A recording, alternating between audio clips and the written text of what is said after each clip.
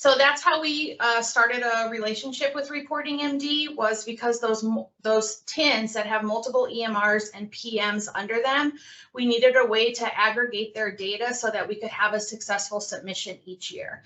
We also have one of our locations on paper that is using ReportingMD because the system is easier to use than doing a manual report through our data registry. So I thought I would just speak on kind of our relationship with ReportingMD. So we have one-on-one attention from ReportingMD. There's no doubt about that. We have a dedicated point of contact, but I receive communication from multiple folks within ReportingMD, checking in on how we're doing and if there's anything that they can do to help. One thing that I'm super thankful for is ReportingMD's keen eye on strategy. So they will often reach out to us and say, hey, maybe we should take this measure away or add this measure. Or we should file for an exemption, et cetera. And that strategy can change year to year, and they're the ones that are really bringing that to us and helping us to decide how to move forward for a successful submission. We have frequent communication and progress reports.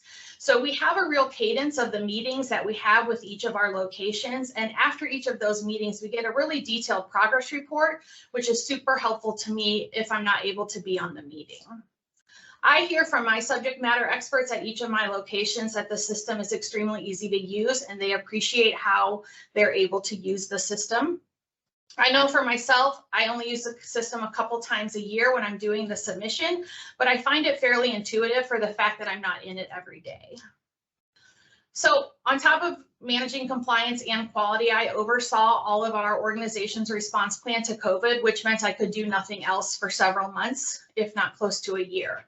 So at that time, ReportingMD took it upon themselves to reach out to our local staff and start working with them directly, which I really appreciated because it allowed me to focus on our COVID response and know that MIPS still had some decent oversight.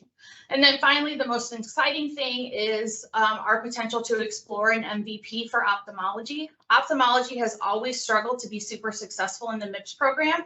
We just don't have a lot of measures that apply to us, and then some measures get taken away, some don't have a lot of point capability. It really has been a struggle really since the inception of MIPS.